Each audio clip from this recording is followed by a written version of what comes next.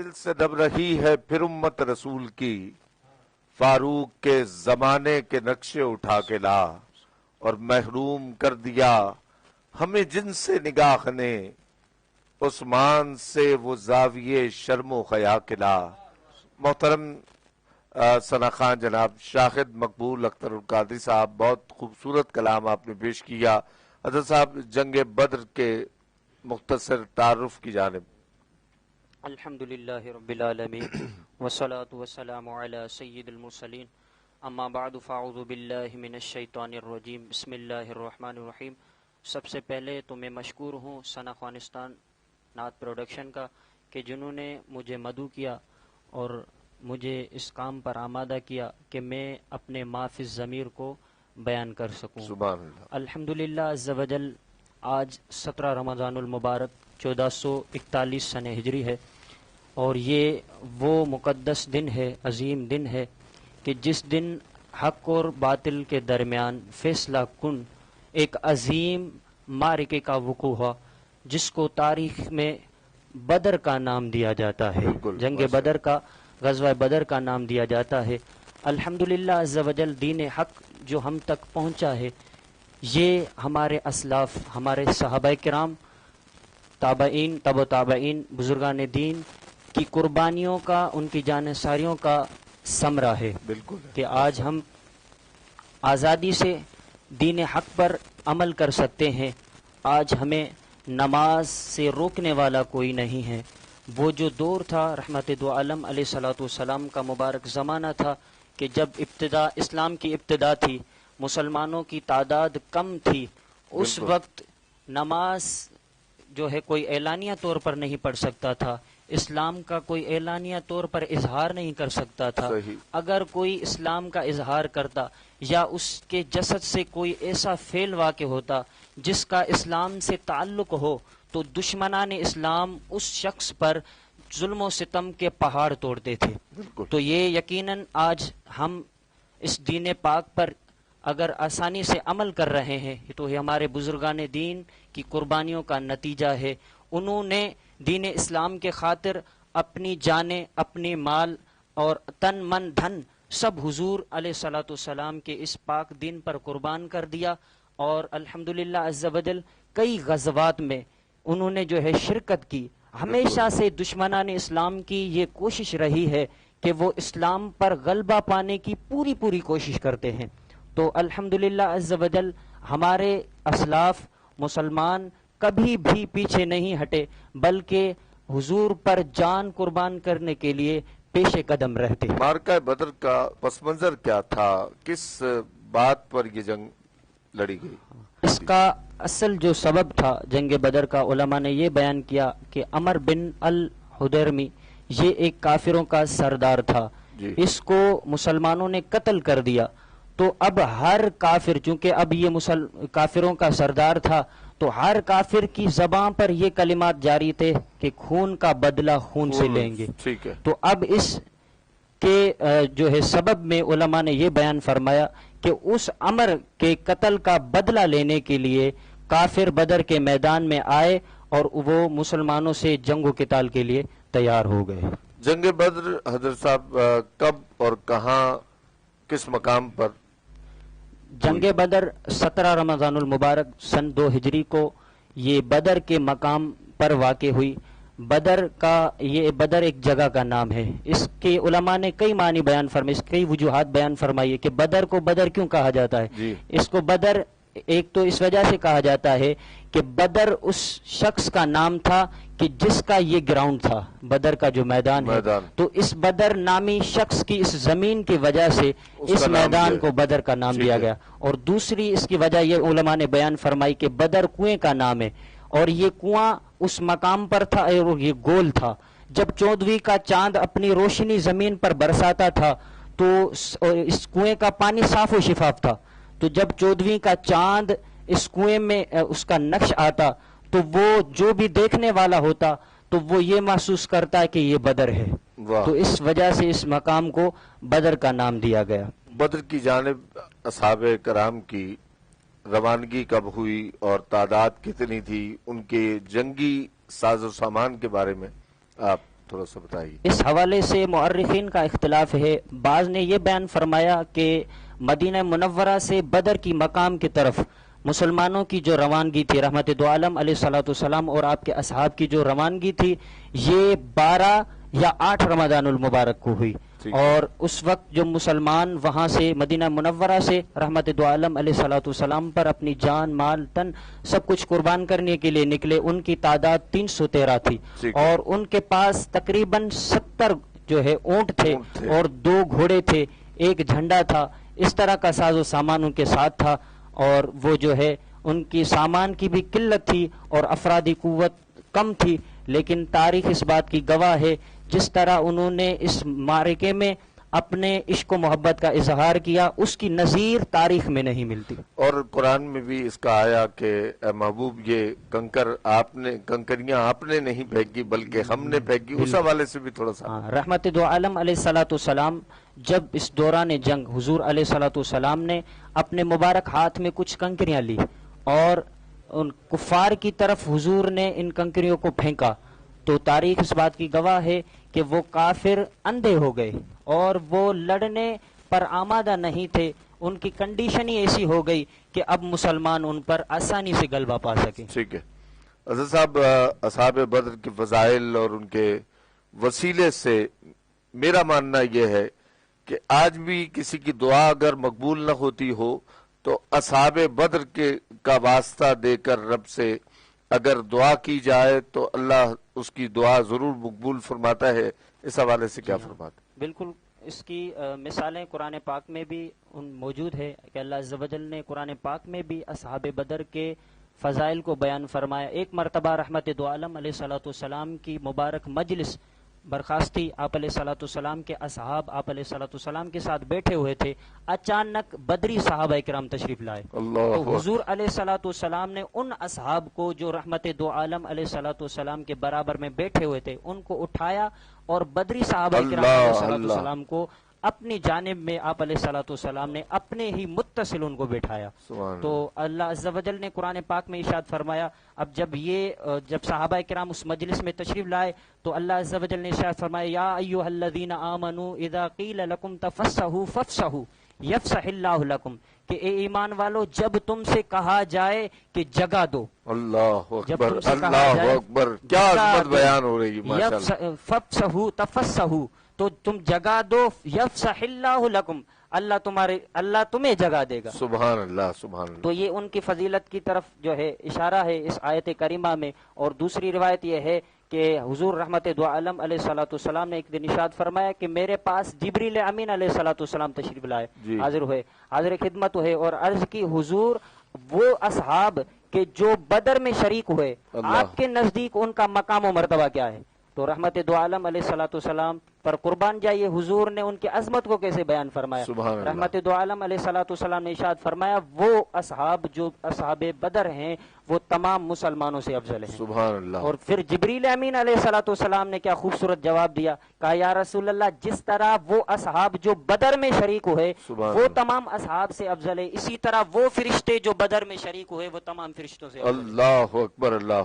اور ان کے وسیلے سے دعا کے بہت سارے فضائل ہیں کہ بزرگان دین رحمہم اللہ المبین فرماتے ہیں ہمارا یہ مجرب عمل ہے کہ جب بھی ہمیں کوئی پریشانی لاحق ہوتی ہم اصحاب بدر کے وسیلے سے اللہ عز و جل کی بارگاہ میں دعا کرتے، اللہ عز و جل ہماری دعاؤں کو قبول فرماتا. ایک عارف کا قول ہے کہ جب کوئی شخص بیمار ہو جاتا میں اس کے سر پر ہاتھ رکھ کر اصحاب بدر کے ناموں کو تلاوت کرتا، اللہ عز و جل اس بندے بیمار کو اپنے کرم سے شفا دے دیتا. بے شک، بے شک، سبحان اللہ. اصحاب بدر کے فضائل ہیں اور ان کے وسیلے سے دعا ہمیں بھی جو ہے اس انداز سے جو دعا کرنی چاہیے اپنے پیارے محبوب علیہ الصلوۃ والسلام کے وہ اصحاب جو جنگ بدر میں شریک ہوئے ان کے وسیلے سے اگر ہمیں بھی کوئی پریشانی لائق ہو تو دعا کریں انشاءاللہ عز و جل بیڑا پار. آج بھی جو اس وقت کرونا وائرس کی وبا ہمارے درمیان موجود ہے تو آپ بھی دعا فرمائیے گا کہ اللہ اس وبا کو ان 313 کی برکت سے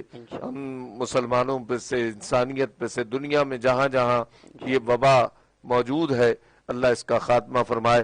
حضرت صاحب یہ فرمائیے گا اس وقت مسلمانوں میں کیا جذبہ تھا बद्र के हवाले से। इस मौके पर जो मुसलमानों का जज्बा था और जो उनका जानिसारी का हुजूर अलैहिस्सलाम पर अपनी जान और माल कुर्बान करने का जज्बा था, वो यकीनन इसकी मिसाल नज़ीर तारीख़ में नहीं मिलती कि हुजूर रहमत दो आलम अलैहिस्सलाम ने जैसे ही जंग बदर का ऐलान फरमाया तो आप अलैहिस्सलाम के असहाब ने हुजूर अलैहिस्सलाम के आप अलैहिस्सलाम के इरशाद पर लब्बैक कहते हुए वो हाजिर खिदमत हुए। और यहाँ तक कि ये तारीख में मिलता है कि हुजूर अलैहिस्सलाम की बारगाह में बच्चे भी आ गए। बिल्कुल, बिल्कुल। उन्होंने कहा, या रसूल अल्लाह, हम आप पर अपनी जानें, अपने माल कुर्बान करने के लिए तैयार हैं। तो हुजूर अलैहिस्सलाम ने जंग बदर पर जाने से कबल जो है बच्चों को वापस कर दिया। वो छोटे बच्चे जो जंग में लड़ने के काबिल नहीं थे, रहमत दो आलम अलैहिस्सलाम ने उनको लौटा दिया। बच्चे फिर भी एक तो हजरत उमर रदी अल्लाह ताला अन्हु का तारीख में नाम आता है कि आप रदी अल्लाह ताला अन्हु ने पीछे जाने से इनकार कर दिया। कहा, या रसूल अल्लाह, अब मेरा जी नहीं मानता कि मैं आप पर जान कुर्बान करने के लिए निकला हूँ और ऐसे ही वापस चला जाऊं। हुजूर, अब मैं बदर के मैदान में चलूंगा। अज़र साहब, ये बताइएगा कि दौरान जंग किन किन मौजूज़ात का ज़हूर हुआ? क्या फरिश्ते भी इस जंग में शामिल हुए?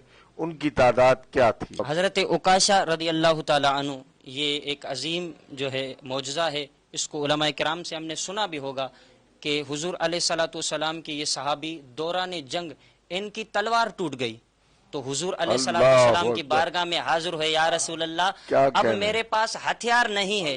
हुजूर, हथियार ना होने की बिना पर मेरा जी ये नहीं मानता कि मैं वापस मदीने चला जाऊं। हुजूर, नहीं, आया हूं तो आप पर जान कुर्बान ही करके जाऊंगा। तो रहमत दो आलम अलैहिस्सलाम पर कुर्बान जाइए। हुजूर ने हजरत उकाशा को हुजूर की एक शाख इनायत फरमाई। कहा, ए उकाशा, इससे लड़ो। अब सहाबी रदी अल्लाह ताला अन्हु का अकीदा देखें। ये नहीं पूछा कि आपने तो लकड़ी उठा के दे दी। अल्लाह अकबर। अकीदा देखें, क्योंकि उनको पता था कि अल्लाह अज़्ज़ व जल के महबूब जो देंगे यकीनन उसमें पावर होगा। वाह वाह। अकीदा देखें, हुजूर पर अपनी जो है आंखें बंद करके ये नहीं देखा कि ये शाख दे रहे हैं, टहनी दे रहे हैं, नहीं।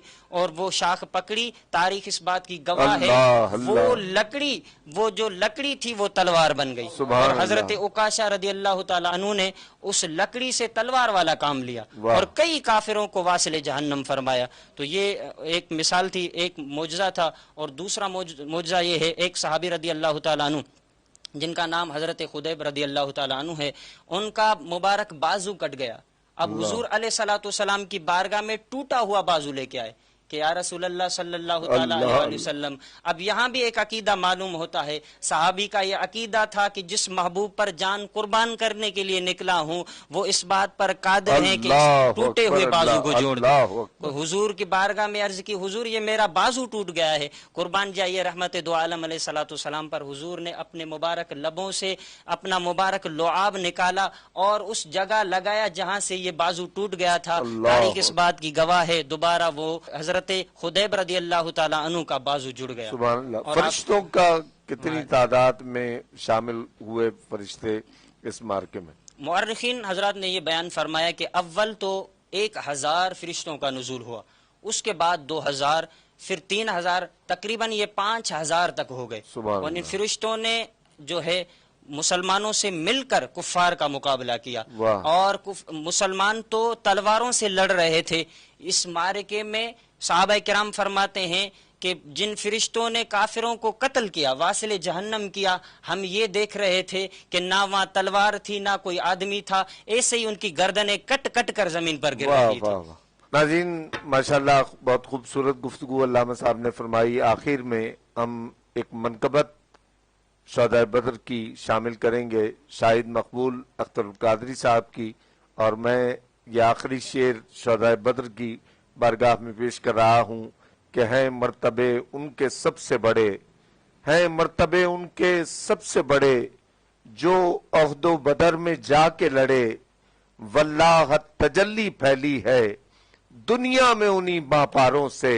नाज़रीन कराम, इसी के साथ अपने मेजबान रफीक शेख फरीदी को इजाजत दीजिए। इंशाअल्लाह अगले प्रोग्राम में मुलाकात होती है। अल्लाह निगहबान। ऊंचा बहुत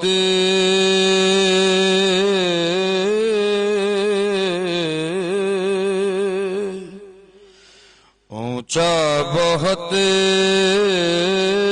ہے مرتبہ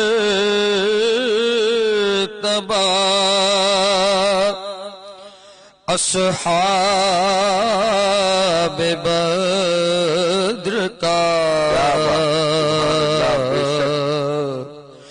اونچا بہت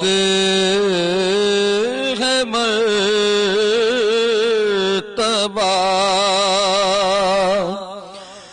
اونچا بہت ہے مرتبہ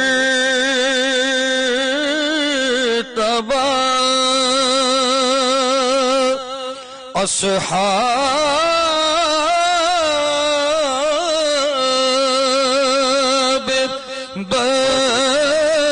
بدر کا، اللہ خود قدردان ہے خدا اصحاب بدر کا، خود قدردان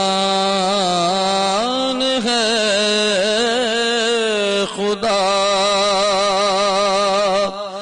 اصحاب بدر کا،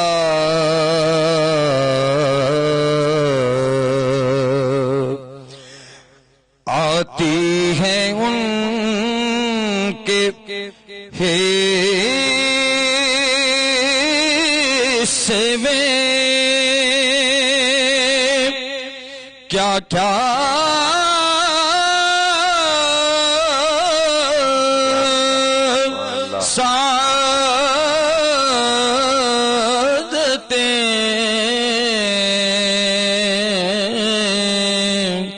آئی ہیں ان کے حصے میں کیا کیا سعادتیں،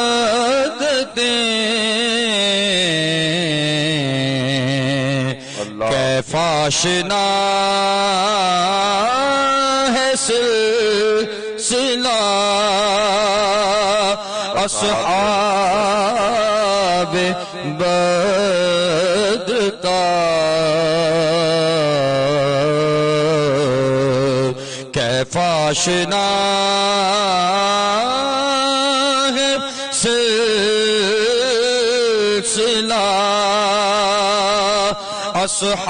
اصحاب بدر کا، آخری شعر سماعت فرمائیں۔ صدیاں گزر گئی ہیں مگر ہے وہی چمک، صدیاں گزر گئی